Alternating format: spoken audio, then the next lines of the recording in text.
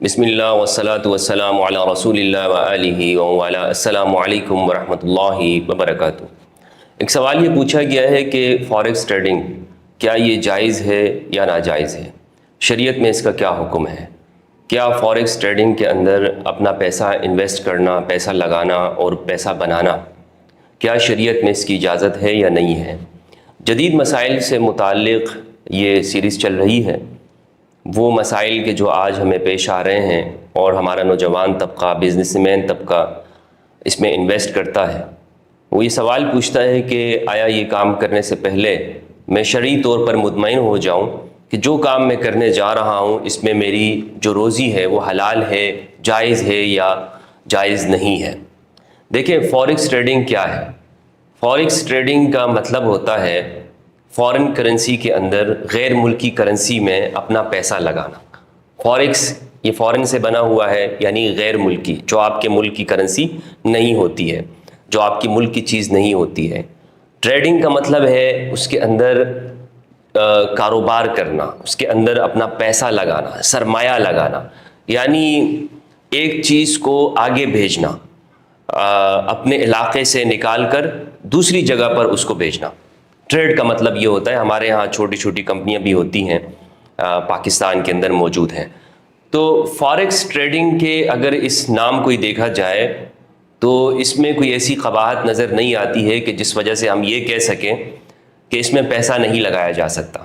دیکھیں، ہر کاروبار جو کیا جاتا ہے وہ اس لیے ہوتا ہے کہ پیسے سے پیسہ بنایا جائے، فائدہ اکٹھا کیا جائے، منافع کمایا جائے۔ تو اس اعتبار سے اگر ہم اسے دیکھیں فاریکس ٹریڈنگ میں، یعنی ہوتا یہ ہے کہ آپ غیر ملکی کرنسی کو خریدتے ہیں اپنی ملکی کرنسی کے بدلے میں، اور پھر اس کے کچھ ریٹ بڑھ جاتے ہیں، کبھی کم ہو جاتے ہیں، اور جب بڑھ جاتے ہیں تو اس میں فائدہ ہو جاتا ہے۔ مثال کے طور پر آپ نے $1 اگر چل رہا ہے 300 روپے کا، تو آپ نے $100 لے لیے 30,000 روپے دے کر۔ اب کچھ دنوں بعد وہ ڈالر اس کی قیمت بڑھ گئی، 310 روپے ہو گئی، تو اس طرح آپ کو فائدہ ہو جائے گا۔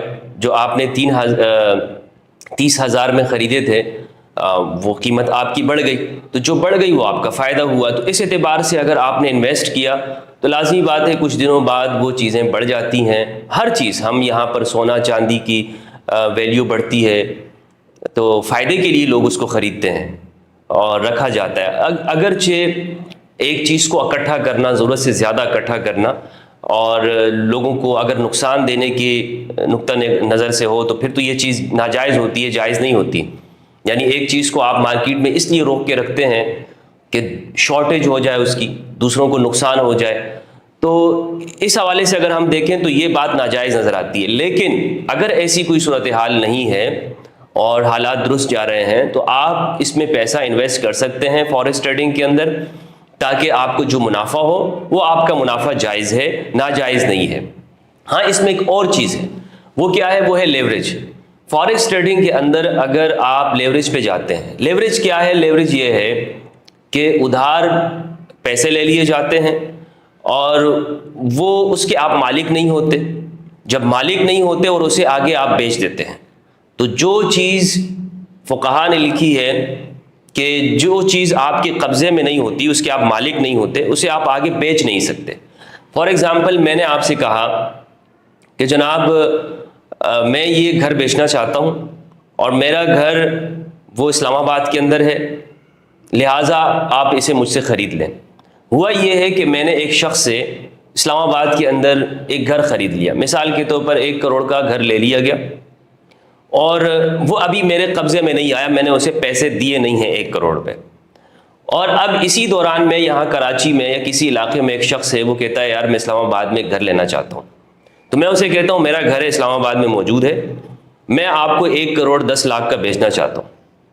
وہ کہتا ہے ٹھیک ہے، میں اسے بیچ دیتا ہوں۔ یاد رہے کہ ابھی وہ گھر جو اسلام آباد میں نے خریدا تھا 1 کروڑ کا، اس کی میں نے قیمت ادا نہیں کی ہے، اس کے پیپر میرے ہاتھ میں نہیں آئے ہیں، اور یہ میں نے آپ کو بیچ دیا۔